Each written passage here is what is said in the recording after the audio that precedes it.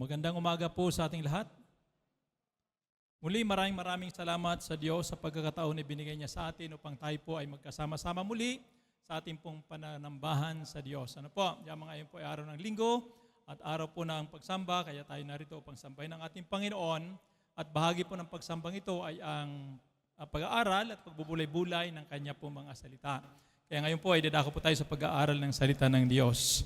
Okay, muli napanood po natin yung ang video patungkol po doon sa naganap na youth camp doon sa Prayer Mountain. Actually, ang tema po ng camp na ito ay walang iba kundi godly impact. Yan. Kaya ngayon sa ating pag-aaral ay sususugan lamang po natin yung temang iyon. Kaya nga ang ating title din po sa pag-aaral ngayon ay godly impact. Para doon sa mga hindi nakapunta, hindi nakasama doon sa Prayer Mountain, sa camp na yon, ay magkaroon man lang tayo ng konting pagkaunawa at pagkaintindi tungkol sa temang ito. Nung Friday ay binahagi rin po ng ating pong kapatid, Sister Kim, ang kanyang message doon sa Prayer Mountain na yon tungkol sa godly impact. Ang impact ng buhay po ni John the Baptist doon sa kanyang ministeryo at sa kanyang buhay mismo. Okay? Ano naging impact nito? So ngayon po sa umagang ito, kung kayo po ay may Biblia, samahan niyo kung buksan ito sa aklat po ng Matthew chapter 5, verse 13 hanggang verse 16. Okay. Sabi po rito, "You are like salt for the whole human race. But if salt loses its saltiness, there is no way to make it salty again. It has become worthless. So it is thrown out and people trample on it." Verse 14, "You are like light for the whole world. A city built on a hill cannot be hidden." Verse 15, "No one lights a lamp and puts it under a bowl, and instead it is put on the lampstand, where it gives light for everyone in the house." Verse 16, "In the same way, your light must shine before people so that they will see the good things you do and praise your Father in heaven." Yan, pagpalain po ang pagkabasa ng salita ng Diyos. Bago tayo magpatuloy, tayo muna sumaglit na imuko at manalangin. Hallelujah. Purihin ka, O Diyos, aming Ama, sambahin po ang iyong dakilang pangalan. Luwalatiin kayo sa oras na ito, aming Ama. Kami po ay nagpupuri at nagpapasalamat sa pagkakataon na ibinigay mo sa amin upang muli ikaw ay aming mapapurihan, maparangalan, maluwalhati at madakila, Panginoon naming Ama. Salamat po sa buhay at lakas, kalusugan naming taglay.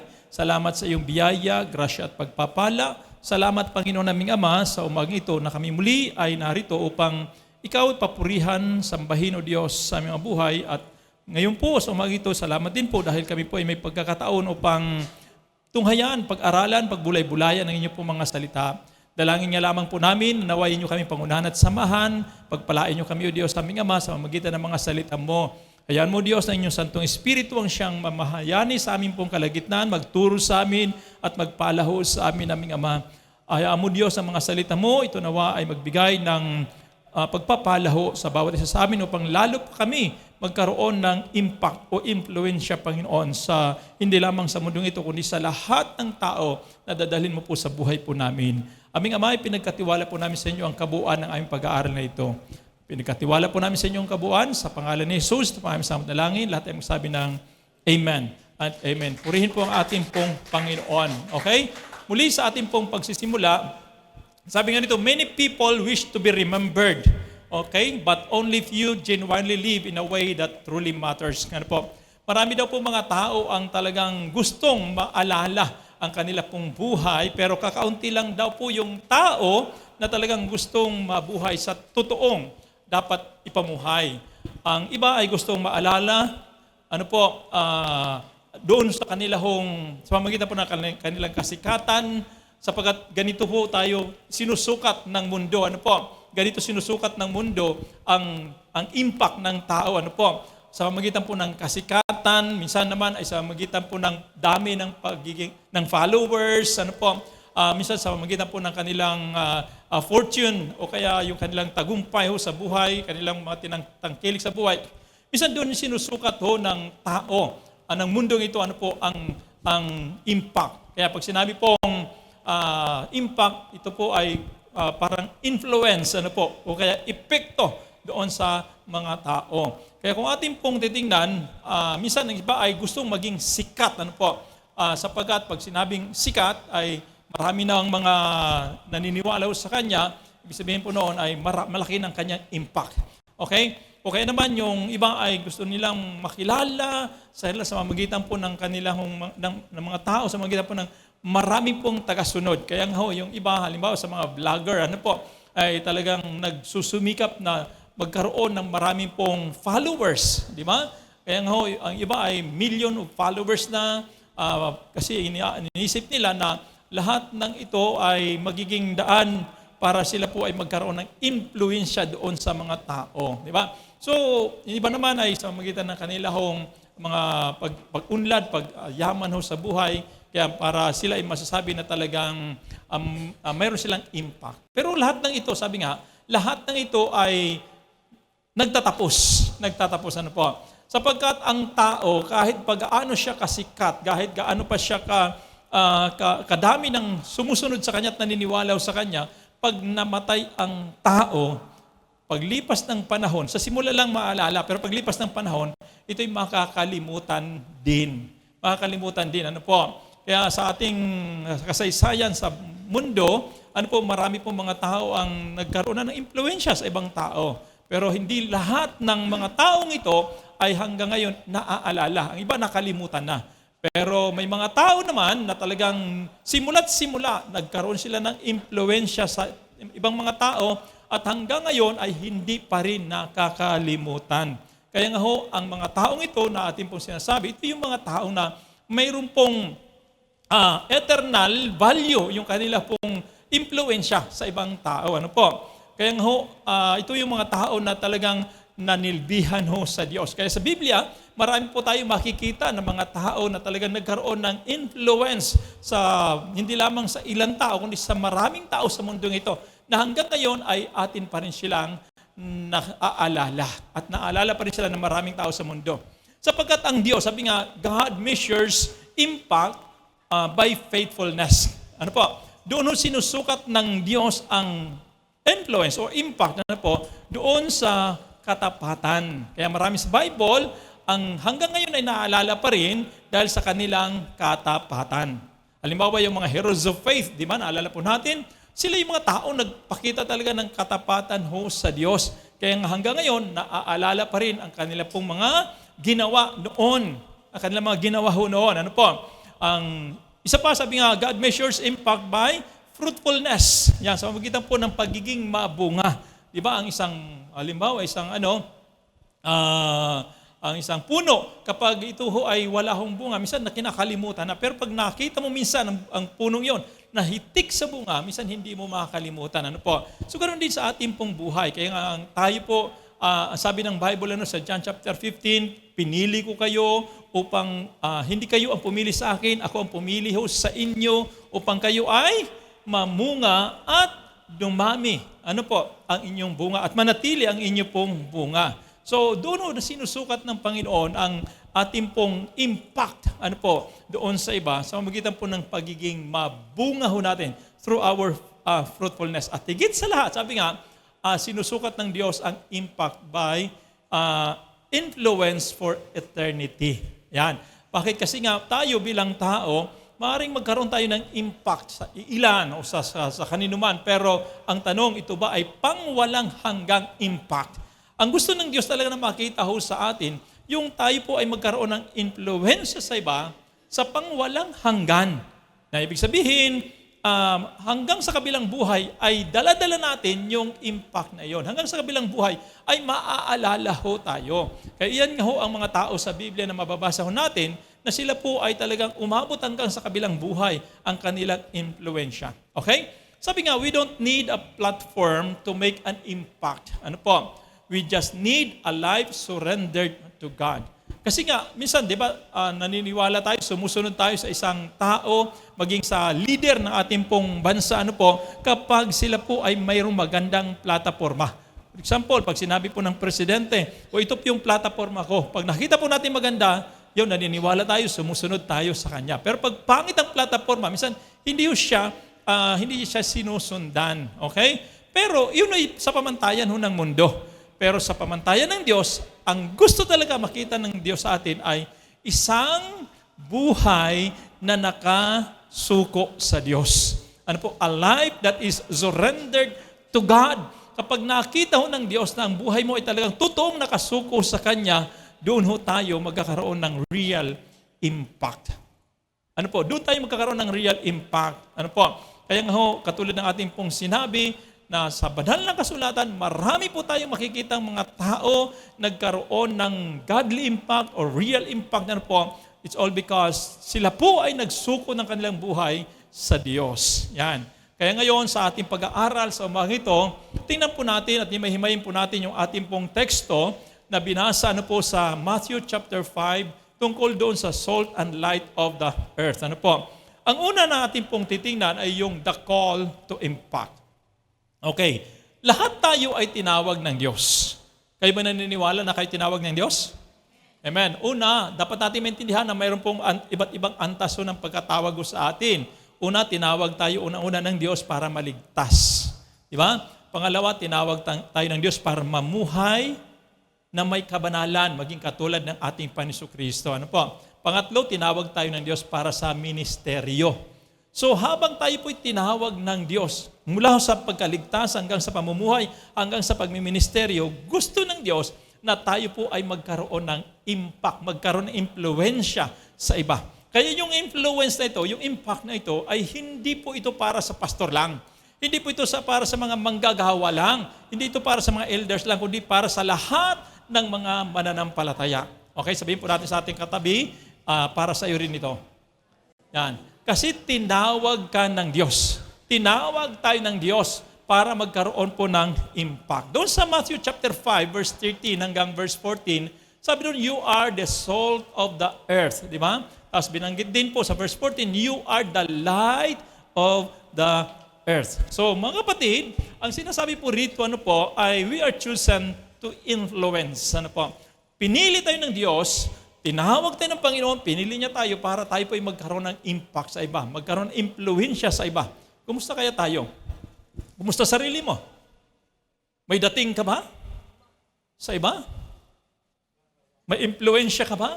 Baka kami kasi ng mga pastor, wala kaming dating. Wala kaming datong. Dating lang. Laging nakabarong. Yan. Kaya puro dating lang. Ano po? So, mga kapatid, we are chosen to influence. Ano po? Doon, kung ating papansinin po yung talata, sabi doon, hindi sinabi ng Panginoong Jesus that you might be a salt or you might be a light of the world. Ano po? Bagkus ang sinabi niya, you are the salt of the earth, you are the light of the world. So, ibig sabihin, talagang pinili ka ng Diyos para magkaroon ng impluensya. Hindi niya sinabi na, baka sakali, sumunod ka sa akin, tinatawag kita, sumunod ka sa akin. Pag nag-response ka, baka sakali, maging ilaw ka. Hindi. Ano po? Ikaw ay tinawag talaga ng Diyos, pinili ng Panginoon upang magkaroon ng impact, magkaroon ng influence. Ano po? Kaya kinakailangan, huwag mong sasayangin yung panawagan ng Diyos sa iyo to influence other people. Ano po? Magkaroon ng impact sa iba. Kaya sabi ito, every believer is designed to make an impact. Okay? Bawat isa sa atin, hindi po ito, inulit ko po, hindi po ito para sa pastor lang o sa mga magagawa o sa mga leaders lang, kundi para sa lahat. Even, ikaw po ay isang ordinary member, kahit ikaw po ay katatanggap pa lang sa Panginoon, kahit ikaw bago pa lang nakakilala sa Panginoon, you are called to impact. Okay? Tinawag ka para magkaroon ng impact o kaya influence. Okay? Pangalawa, sabi ito, we are called to stand out. Okay? Tinawag tayo ng Diyos, mga kapatid, para mag-stand out. Ano ibig sabihin ng stand out? Mamukod tangi. Ayan, mamukod tangi. Ibig sabihin, hindi tayo hindi tayo pare-pareha sa lahat. Ano po? Although pare-pareha tayo tao, pare-pareha tayo Kristiyano, pare-pareha tayong marami tayong ng pagkakapareha, pero dapat maintindihan natin kung ikumpara natin sa pangkabuuan ng mundo, hindi ho tayo pareha sa kanila. Tayo ay special child. Tayo ay mga kakaiba at kaya gusto ng Panginoon na makita tayo, mamukod tangi tayo kasi nga tayo mga tinawag ng Panginoon. Katulad po halimbawa ng salt. Okay, doon sa ating pong binasa, you are the salt of the earth. Anong gamit ng salt? Yan, noong unang panahon, pang-preserve, pagbibigay ng lasa, kaya nga sabi ito, salt is different. Kakaiba ho ang salt. Naniwala kayo doon? Bakit? Kasi nga, kung halimbawa, ang gamit ng salt ay pampalasa. Okay? Napakarami pong pampalasa. Mayroon pong magic sarap, mayroon pong nor, chicken, may bitsin. Pero lahat kapag nagluto ka, halimbawa ng ulam, ang hindi nawawala doon yung asin. Kaya kakaiba ho siya. Hindi ka pwede magluto ng walang asin. For the first time, nagluto ho ako ng adobo. Nung nakaraang araw, kasi may sakit si Nelsie, hindi po siya makapagluto. Sabi niya, lutuan mo naman ako. So, gusto niya humigop ng sabaw. Kaya lang sabi niya, paano kayo ako magluluto? Minsan hindi pa ako nakaranas magluto eh. Sinubukan ko lang. Pero, nagluto pa. Bahala na, pagsama-samahin ko na itong mga ingredients. Mayroon dito kung ano-ano. Hanap ako, hindi ko kakabisado yung aming pong mga ingredients doon. Basta kung ano nandun eh. Pinaglalagay ko lahat. Sa wakas, adobo naman ang kinalabasan. Pero nakita ko doon, although walang mapalasa maliban doon sa tuyo at suka, ang nilagay ko, asin lang. Tapos nung tinikman, masarap din naman pala. Kahit asin lang. O di ba? Masarap din naman pala. Hindi naman kailangan ng magic sarap o nor, kung ano man dyan mampalasa. Kaya ang salt talaga ay iba po ito.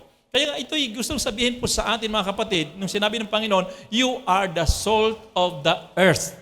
Hindi niya sinabi, you are the magic sarap. Hindi mo minamagic ang buhay, ha? You are the nor, chicken of the world. Hindi po, you are the salt. Bakit? Kasi nga, ikaw ay naiba, mayroon kang natatangi na gampanin sa buhay.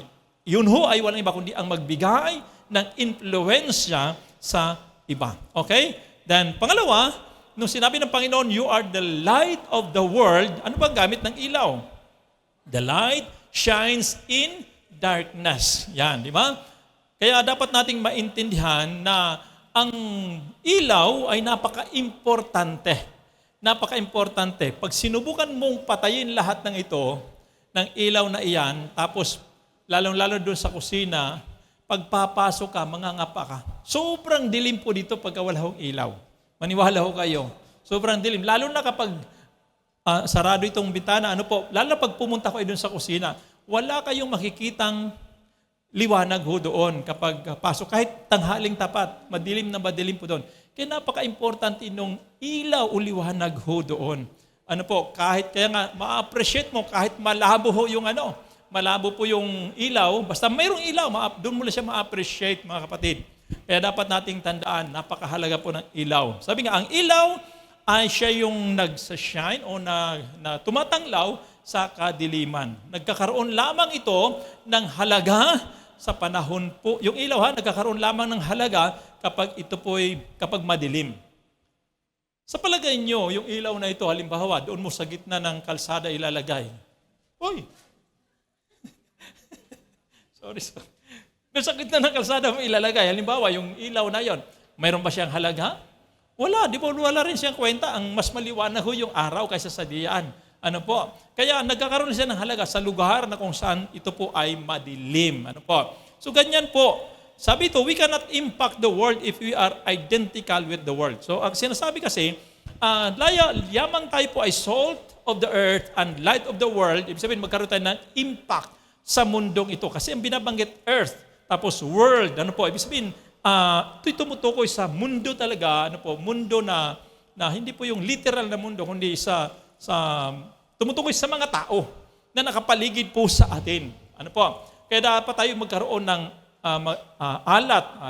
lasa sa kanila, magkaroon tayo ng liwanag sa kanila. Ibig sabihin po noon, ma-impluensyahan natin sila. Sila po na mga nasa mundo. Pero sabi ito, hindi tayo magkakaroon ng impluensya sa kanila kung tayo po ay kaisa nila. Kapag tayo po ay kaisa nila. Kaya nga ang sinasabi ng Bible lagi, do not ano? Do not conform to the pattern of this world, but be yet transformed by the renewing of your mind, so that you may know what the will of God is. Ano po? Huwag makisang-ayon sa takbo ng mundong ito. Kaya nga, anong silbi ng pagiging Kristiyano mo kung ang mundo ay umiinom, tapos ikaw umiinom din? Di ba? Anong kwenta ng pagiging Kristiyano mo? Anong kwenta ng pagiging Kristiyano mo kung ang mundo ay naninigarilyo? Ikaw naninigarilyo din. Wala kang kaibahan sa kanila. Paano ka magkakaroon ng impact sa kanila? Di ba? Anong kwenta ng buhay mo bilang Kristiyano kung ang mundo ay nagmumura, tapos ikaw nagmumura din? Wala kang kaibahan. Kaya we must not be identical with the world. Tayo po yung mga taong salungat sa mundo. At tandaan natin mabuti mga kapatid, ikaw ay buhay. Di ba? Buhay tayo. Tinawag tayo ng Diyos at binigyan tayo ng buhay. Ang isda, take note ang isda ang buhay kapag inilagay mo sa umaagos na tubig, ano ang kanyang ginagawa? Lumalangoy siya pasalungat sa agos. Pero pag ang isdang patay, pag inilagay mo sa tubig na umaagos, siya ho ay sasabay sa agos. Mga kapatid, dati patay tayo sa harapan po ng Diyos. Kaya kung anong sinasabi ng mundo, sunod lang tayo ng sunod. Di ba? Pero nung tayo po'y binigyan ng buhay ng Diyos, naging buhay tayo dahil kay Kristo, tayo ngayon ay yung mga taong sumasalungat na sa daloy ng mundong ito. Amen ba yun? Kaya kung ikaw ay Kristiyano, magkakaroon ka lamang, totoong Kristiyano magkakaroon ka lamang ng impact sa mundong ito kapag ikaw yung taong sumasalungat na sa daloy o takbo ng mundong ito. Okay? Yun. Kaya sabi ng Panginoon, you are the salt of the earth, you are the light of the world. Katulad po ng isang ilustrasyon. Sabi nga, walang kwenta ang isang flashlight kapag siya po ay ginamit sa isang lugar na maliwanag na maliwanag. Okay? Bagkus ito ay magkakaroon lamang ng power o kapangyarihan para magamit, kahit yung small light. Sabi nga, kapag ito po ay nasa lugar ng total darkness. Diba? Kaya mayroon tayong awit. Anong awit natin? It is better to light. Lalagyan natin ng tono. It's better to light just one little candle than to stumble in the dark. Di ba? Alam na yung mga kabataan, hindi nila alam yun. Ang nakakaalam niyan, yung mga elderly oldies. It's better to light just one little candle than to stumble in the dark. Di ba? Totoo po yun. Kaya nga na doon lamang natin ma-appreciate yung talagang kahit napakalit na ilaw, kahit malabong ilaw, basta may ilaw lang sa panahon po ng kadiliman. Kaya napaka-importante po ng liwanag. Okay? So mga kapatid, ikaw ay tinawag ng Diyos para para magkaroon ng impact. Kaya nga yung nakapaligid ho sa iyo, sabi nga, it does not limit our impact, but it reveals it. Kung ano po yung saan kami nilagay ng Panginoon, doon mo maipapahayag ang iyo pong impact, ang iyo pong influence. Okay? Kaya maring inilagay ka ng Diyos sa iyo pong tahanan para magkaroon ng impluensya sa mga mahal mo sa buhay. Maring ikaw ay nilagay ng Diyos sa iyong trabaho para magkaroon ng impluensya sa trabaho mo. Ikaw ay nilagay ng Diyos sa school para magkaroon ng impluensya sa school. Di ba? Maring ikaw ay nilagay ng Diyos sa community para ikaw ay magkaroon ng impluensya doon sa community. Maring ikaw ay nilagay ng Diyos doon sa government para magkaroon ka ng impluensya sa gobyerno. Kaya mga kapatid, kung saan man tayo naroon, inilagay ng Diyos. Tinawag tayo ng Panginoon. Sa amang lugar yon, ang gusto makita ng Panginoon ay magkaroon tayo ng impact sa kanila. Magkaroon tayo ng influence sa kanila. Kaya nga, once again, mga kapatid, you are called to impact. Okay?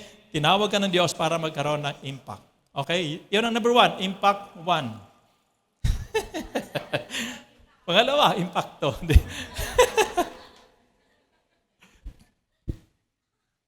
Okay, number 2, the character of impact. Okay, yung katangian. Ano po?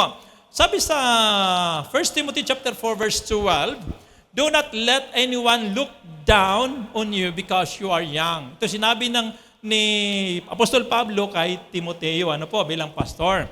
But be an example, be an example, importante po yan, O bagang gusto niyang sabihin ay magkaroon ka ng impact sa iba, kahit ikaw ay bata pa, be an example for the believers in your speech, in your conduct, in your love, faith, and purity. Okay? Kaya nga, kung ating titingnan mga kapatid, itong mga katangian na ito ay dapat katangian po ng ating Panginoon. Well, dapat nating maunawaan at maintindihan na yung ating buhay, take note yung ating buhay, yung mga karakter na mayroon tayo as human being, ay posible naman magkaroon ng impact sa iba, but it will never last. Hindi po ito magtatagal.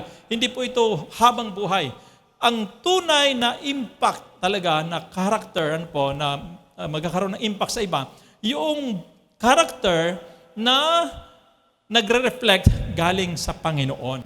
Ibig sabihin, galing sa Panginoon. Kaya kung binabanggit ito doon yung iba't ibang character, for example, in speech, sa pananalita, mga kapatid, gusto na makita ng Diyos sa atin na tayo po kung magsasalita, yung mga salita na katulad ng ating Panginoong Hesukristo, in order for us to have an impact in our speech.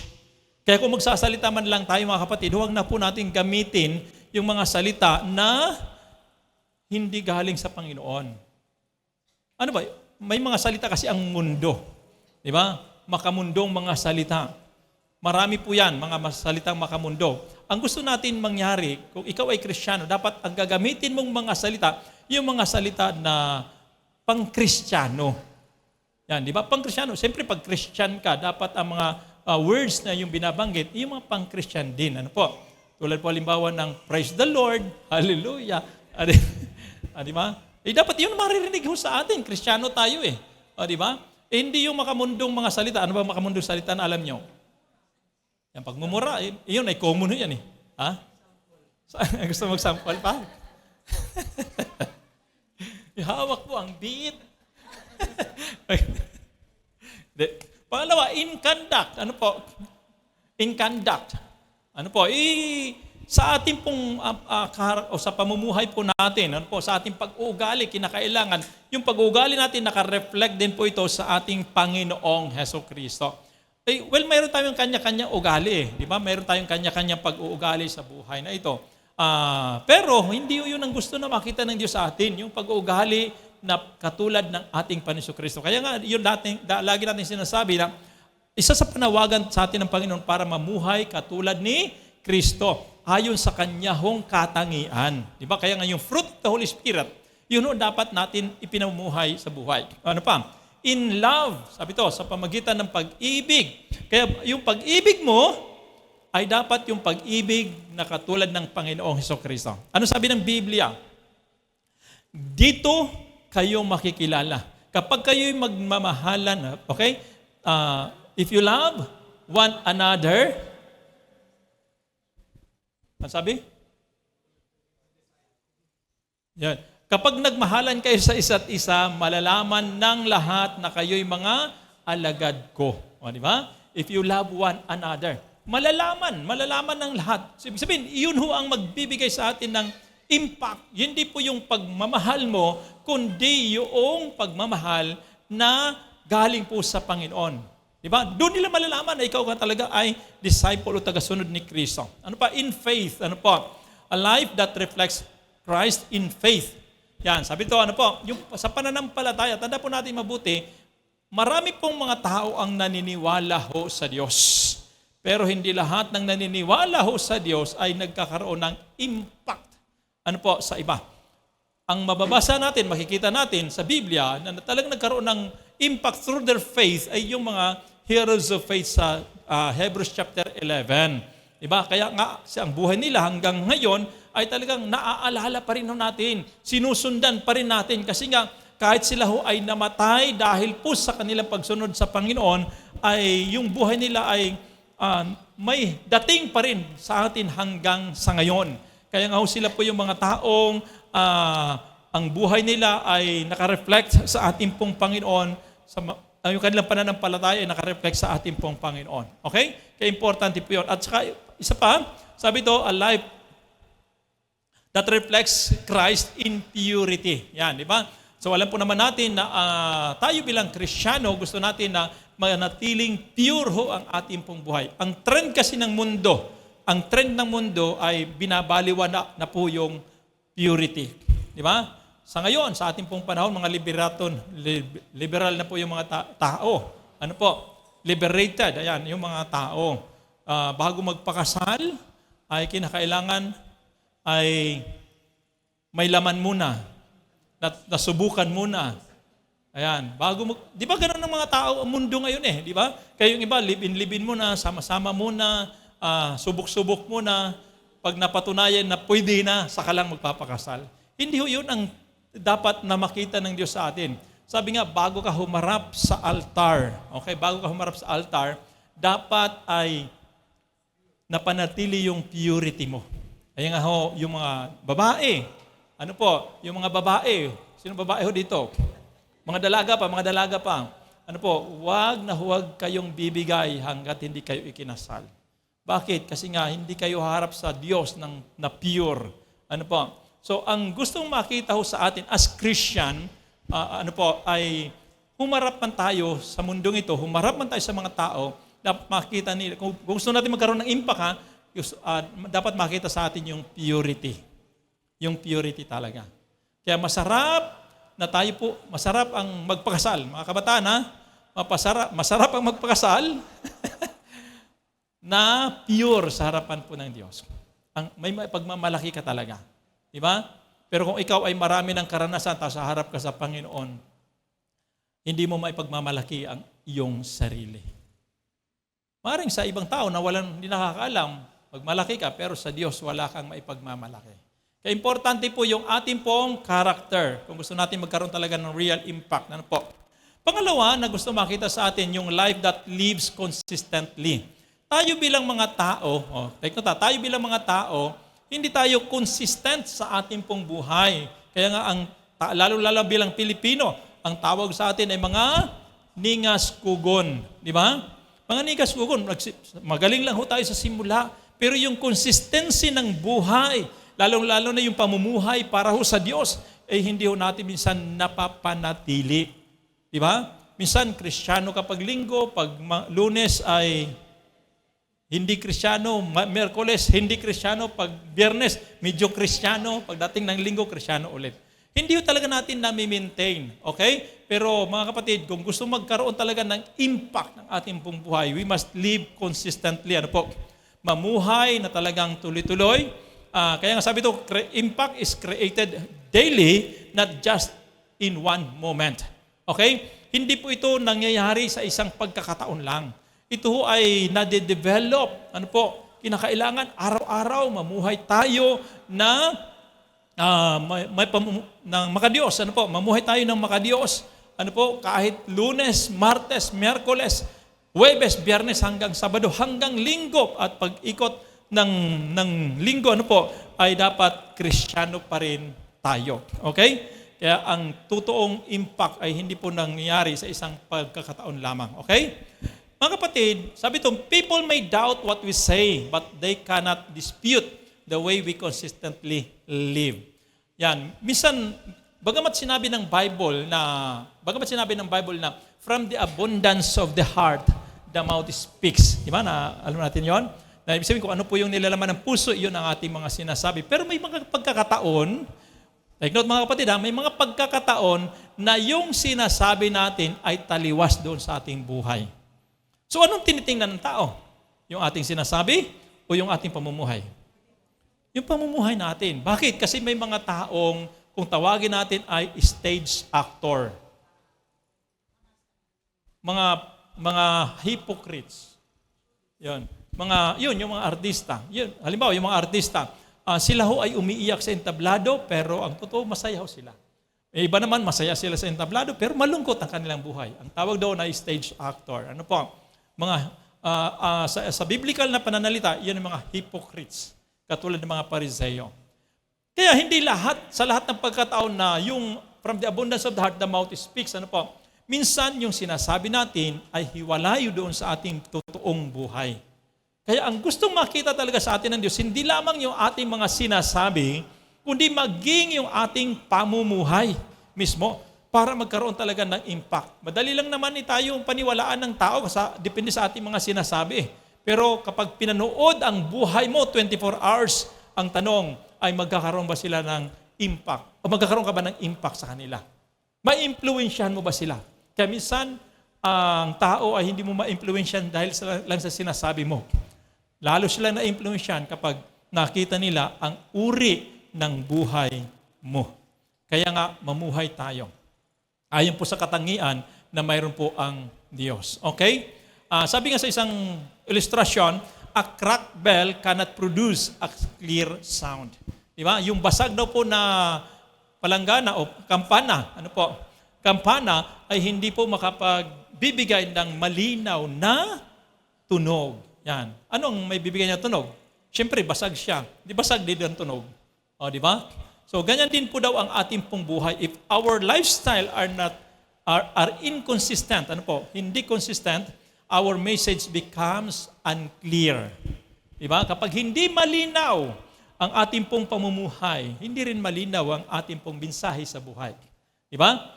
Kapag ikaw ay hindi consistent, halimbawa, katulad sinabi natin nga pabago-bago ka ng buhay mo.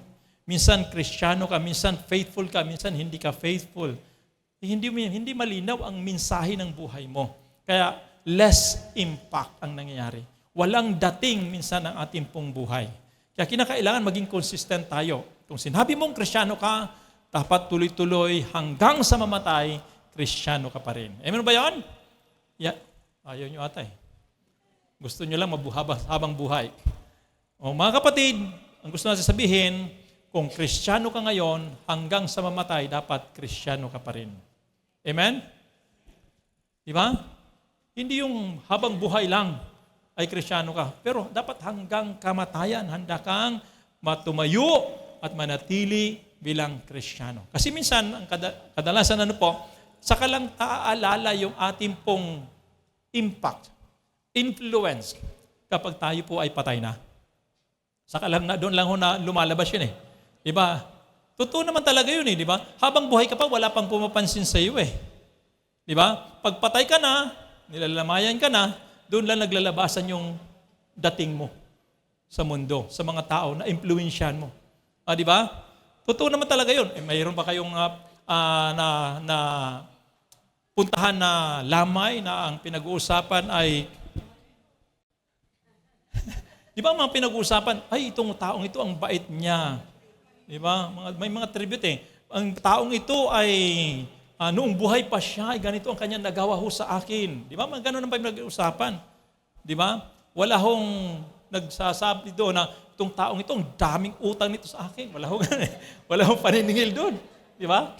Wala hong panunumpa to na maririnig ka pagdating ho sa pagdating ho doon sa lamayan. Bakit? Kasi nga, doon lamang lumalabas yung ating pong impact. Doon lang naaalala. Kaya lamang, ang tanong, yung impact mong yun ay naglalast ba yun? Yun ba ay pangwalang hanggan? Maaalala ka pa ba? Maalala pa ba yung impact mo na yun hanggang sa kabilang buhay? Baka hindi na. Di ba? Hanggang doon sa burol lang. Di ba?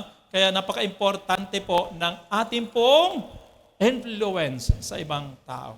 Kaya lang, ang influence na yun, dapat influence ng isang tunay na Kristiyano. Okay? Pangatlo, the cost of impact. Okay? The cost of impact.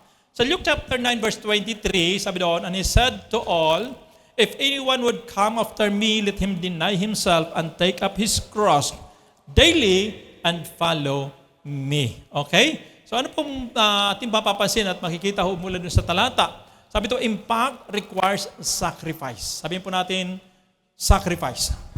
Yan. Ang impact, nangangailangan po ito ng pagsasakripisyo. Anong klaseng sakripisyo ang dapat po natin gawin? Una, we are to sacrifice our time. Bawat isa sa atin ay meron po tayong 24 hours a day. Pero minsan yung ating pong oras ay kailangan po ng iba. Bakit? Kulang yung oras nila. Di ba may pagkakataon na ganon? Kailangan nila yung oras mo. Ayaw mo man, pero kailangan mong ibigay dahil kailangan ho nila. Ang tawag doon ay pagsasakripisyo. Dahil pag hindi mo ibinigay, hindi ka magkakaroon ng dating sa kanila. Pag binayaran ka naman, mayroon kang datong galing sa kanila. Mga kapatid, importante yan sa buhay po natin. At kadalasan, dito po sa mga, pag ikaw ay lingkod ng Diyos, take note, pag ikaw ay lingkod ng Diyos, tulad sa amin, ng mga pastor, mga manggagawa, mga elders, ano po, may mga maraming pong panahon na kinakailangan po yung aming pong oras ay hiramin talaga ng iba. Diba? Kaya minsan, kailangan talaga ng pagsasakripisyo. Okay? Pero kapag hindi ka tumugon doon sa mga pagsasakripisyo na ito, minsan ay sa halip na magkaroon ka ng impact ay mapupulaan ka pa. Diba? Kaya importante talaga yung pagpapahiram, pagsasakripisyo ng ating oras. Ano pa? Comfort. Yan, we are to sacrifice our comfort. Ano yung comfort? Kung saan ka masaya, yan, doon ka. Kung pagiging komportable, yan. Kami mag-asawa ay masarap po matulog. Kaya mayroon tayong kasabihan na there is no place like a home. Masarap matulog kapag nasa bahay. Mayroon kaming kama, katri, na mayroon pong foam, pagka bumangon, madali pa bumangon. Dito, wala eh. Sa sahigo kami natutulog. Minsan, ang hirap, tapos wala pang sapin na malambot. Pag bumangon, ang hirap. Siyempre, nagkakaedad na eh. Hindi katulad dati na pagbangon, ay pwede tayo agad. Ito, pagbangon mo ang dami mo naman nagsasakitan sa mga joints. Ano po? Lalo pagka napahimbing ka ng tulog, pagising mo ay masasakit na ang katawan. Di ba? Well, pero bakit kami nandito pa rin? Yun ho ay para ipakita na bagamat masarap sa bahay, ay kailangan po natin magministeryo at pwedeng iwanan po yung kakomportablehan ng buhay. Di ba? Yung comfort zone mo. Kaya mga kapatid, kung gusto magkaroon talaga ng impact, ayun, hindi ko alam kung naniniwala kayo sa amin. Nandito kami para magministeryo, nandito kami para maglingkod, para gawin at gampanan yung mga trabaho para sa gawain ng Panginoon. So, actually, yung pagpunta namin dito ay hindi po ito para pagpapasarap lang, kundi para bilang pagsasakripisyo na rin. Kasi mas masarap nga naman pag nasa sarili kang bahay, wala kang sisita tayo, wala kang alalahanin, walang isasaalang-alang. Pero dito ay ang dami mong isasaalang-alang. Kaya yung comfort mo, pwede mong iwanan alang-alang po sa ministeryo. Okay? Kaya mga kapatid, gusto ko mong sabihin sa inyo, kaya nakakatuwa nga doon sa mga nanay na nandito, talagang sobra ang kanilahong pagsasakripisyo na ginagawa. Dito, lalo na nung nag-renovate po tayo, sila po talagang bumalikat sa paglilinis, kahit napakahirap. Shout out doon sa mga nanay na yon. Yan. So susunod yung mga malakpak, tutulong na rin sila. Diba? Kasi hindi pa tapos, mayroon pa doon sa kusina banda.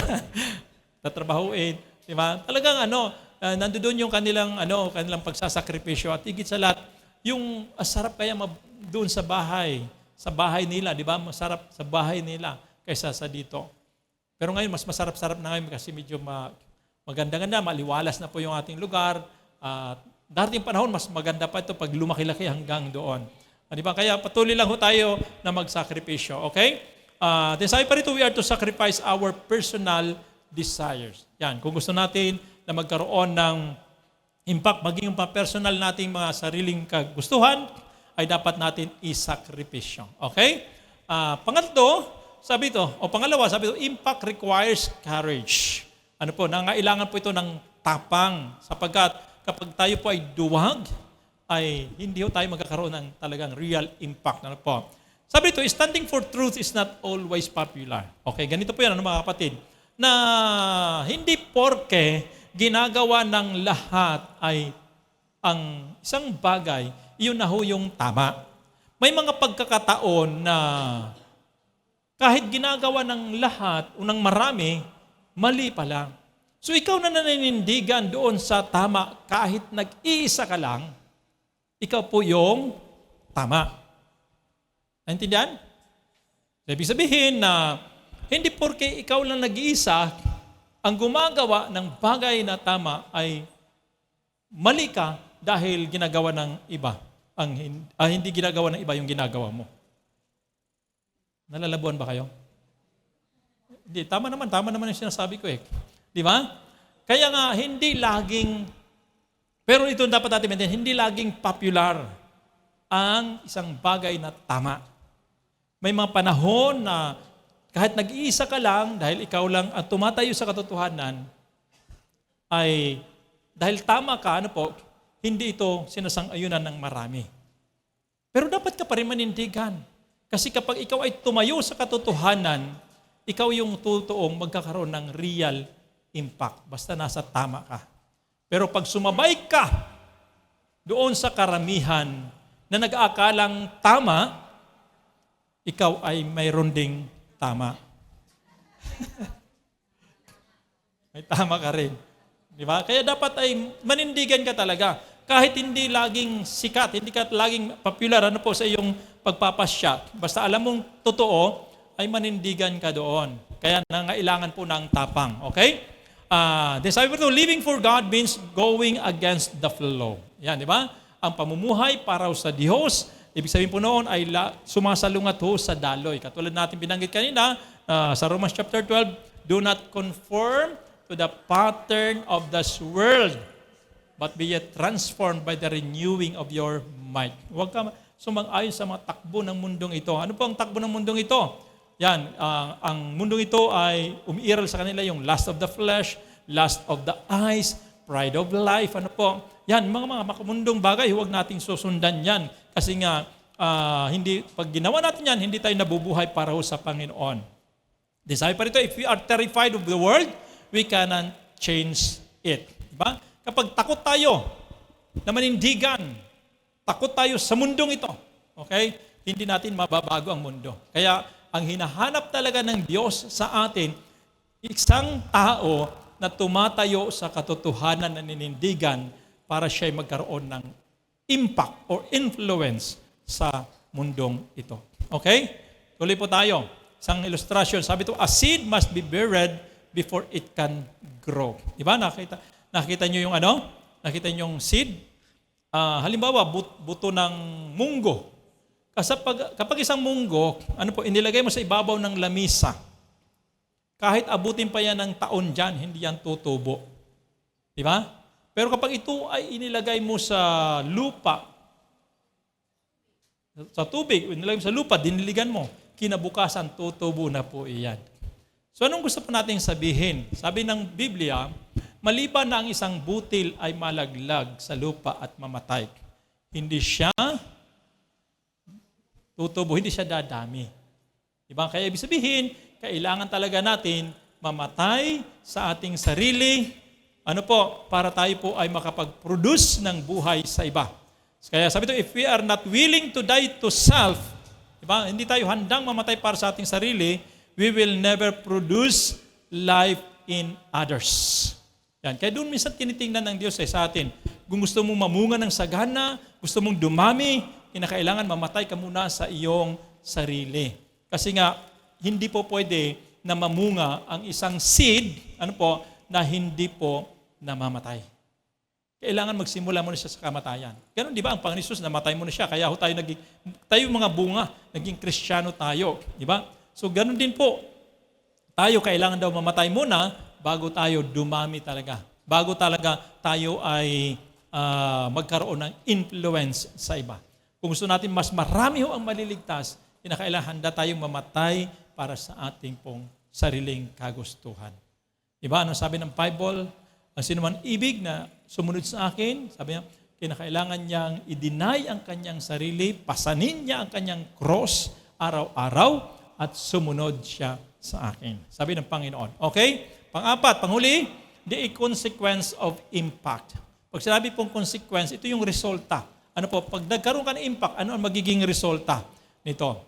Okay, sa verse 16 ng Matthew chapter 5, doon sa ating pong teksto, sabi ron, in the same way, let your light shine before others so that they may see your good works. Sabihin po natin good works. Anong makikita nila? Good works. Makikita nila sa atin yung ating good works and give glory to your Father who is in heaven. So dalawa po ang gustong makita sa atin dito na resulta kapag tayo nagkaroon ng impact. Una, makikita nila yung ating mabuting ginagawa. Diba? Yun ang impact Makikita nila. At pangalawa, makikita natin na sila ay magbibigay ng luwalhati naman sa Diyos. Diba? Yun ang resulta. Kaya nga, dahil sa ating pong pagkakaroon ng impact sa iba, sabi nga, pag tayo po nagkaroon ng impluensya sa iba, magkakaroon ng pagbabago ang buhay. Lives will be changed. Unang-una, ang buhay ng iba ay pwedeng mabago dahil sa atin kapag tayo po nagkaroon ng impact. Kaya sabi our influence can lead others to Christ. Diba? Kapag tayo po ay nagkaroon ng impact sa iba, ang buhay ng ibang tao ay nababago. Ang tanong natin ay, mayroon na bang nabago na buhay dahil sa ating pong buhay? Yun ang tanong. Diba? Ano pa sabi? God will be glorified. Okay? God will be glorified. Kaya sabi doon, true impact points people not to us, hindi sa atin, kundi sa Kanya mismo. Diba? Yun ang tunay na impact.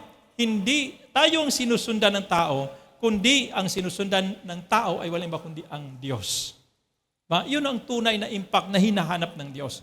Kasi pwede naman tayo magkaroon ng impact sa mundong ito Diba? Na tayo mismo yung sinusundan, lalo na pagka tayo po ay pugi, tayo po ay gwapo, tayo po ay maganda, di ba?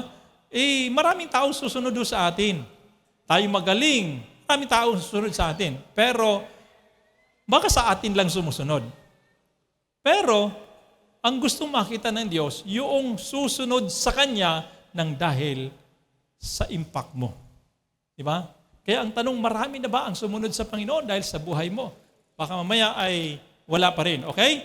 Sabi ito, God will be glorified. Kaya makikita ng natin na ang mga tao ay magpupuri sa Diyos, magluluwalhati sa Diyos dahil po sa ating pong pagkakaroon ng impact. Okay? Kaya sabi ito, true impact points people not to us but to God. Okay? Kaya ang goal ho natin as Christian is not to applause from people but to glorify God.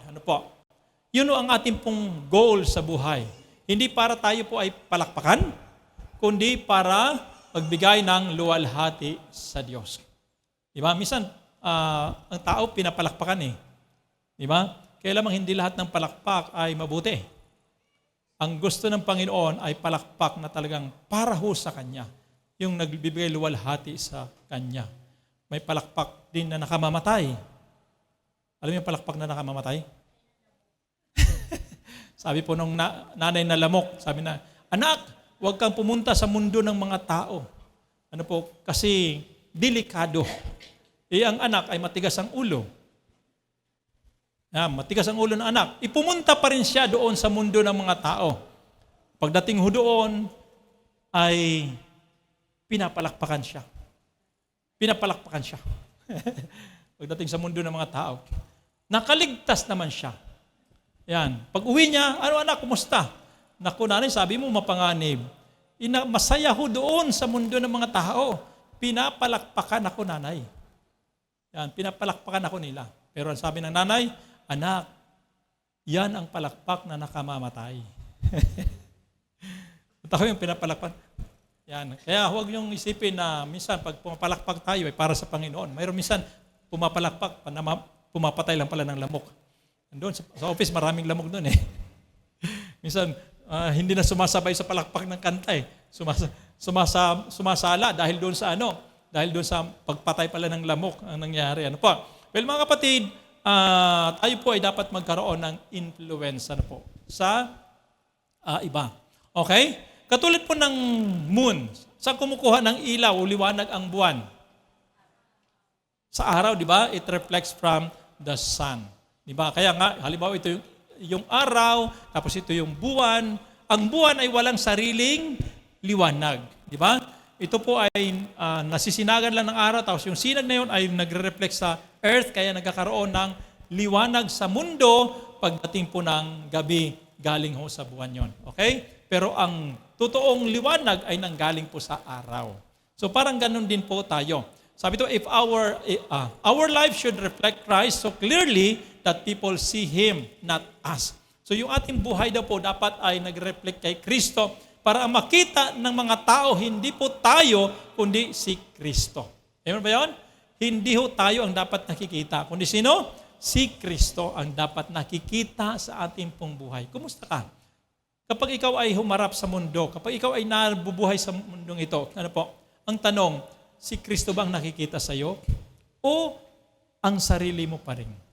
Baka mamaya nakikita ka, yung sarili mo at sasabihin nila, ang galing mo, ang bait mo. Pero dapat, ang makita nila ay si Kristo sa ating pong buhay.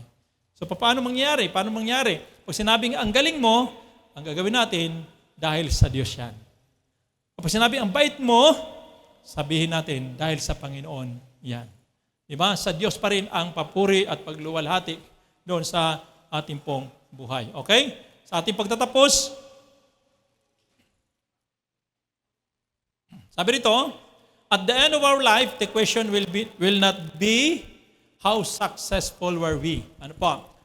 Sa huli ng ating buhay, ang tanong ho ay hindi po yung, kumusta ka na? Gaano na katagumpay ang iyong pong buhay? Di ba sa mga nagre-reunion, ang kwentuhan ay pag nakikita-kita, kwentuhan sa reunion ay, uy, kumusta na? Ano na ang buhay mo? Ano na ngayon ang success sa tagumpay mo? Ano na narating mo, sino ka na ngayon, gano'n, di ba?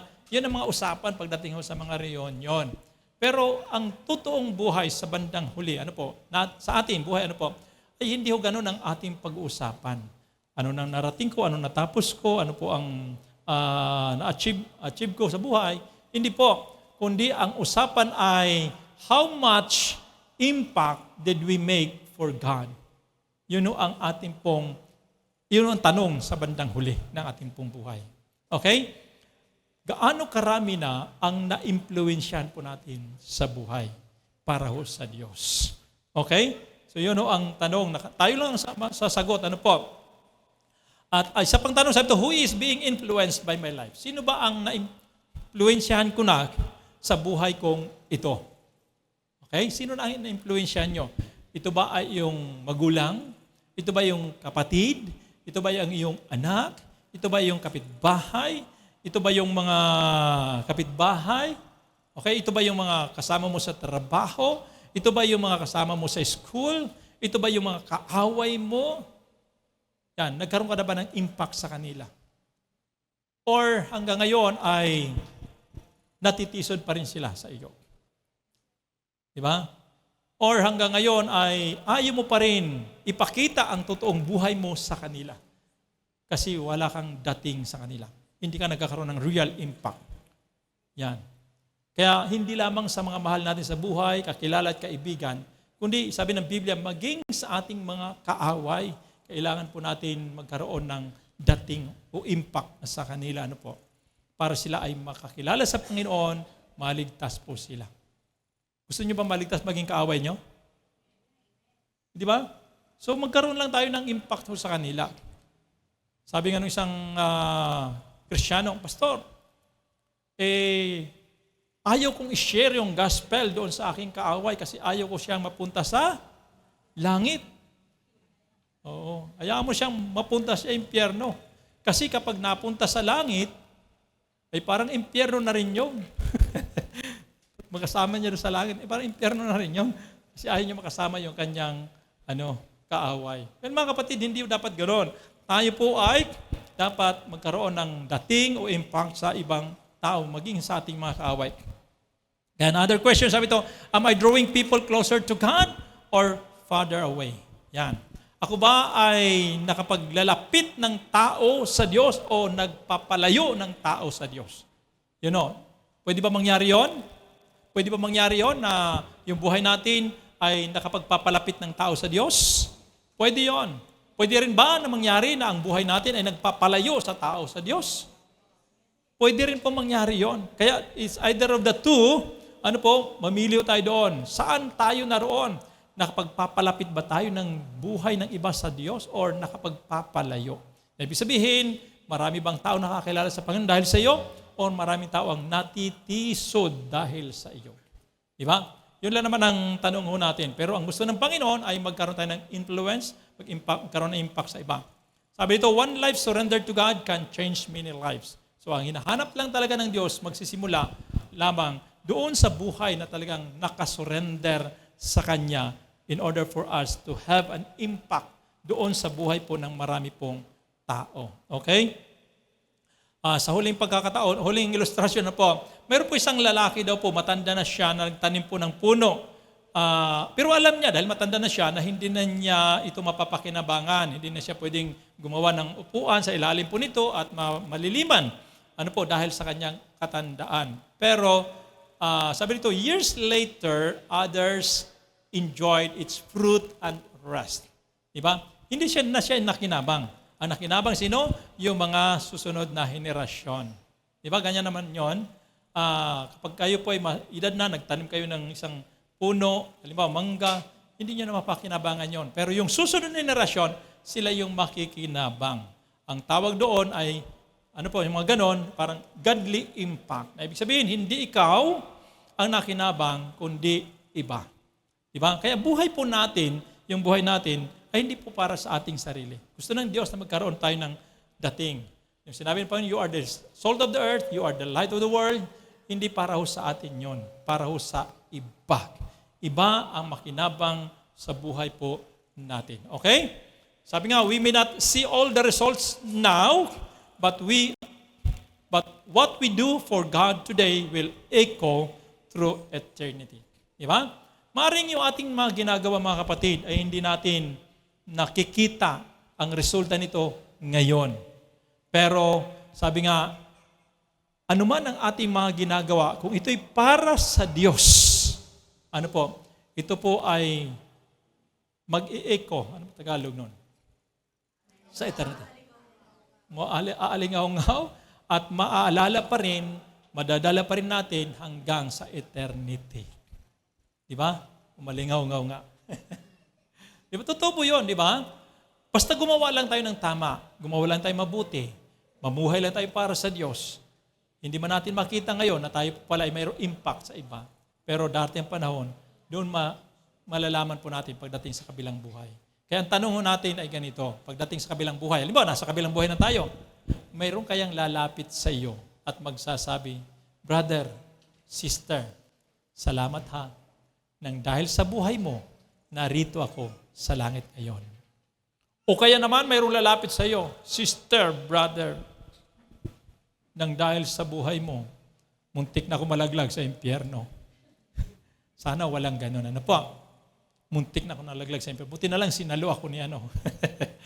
Sana walang ganun. Ano po? Bagkus, may lalapit sa atin at pagsasabing, salamat, salamat, salamat sa iyo.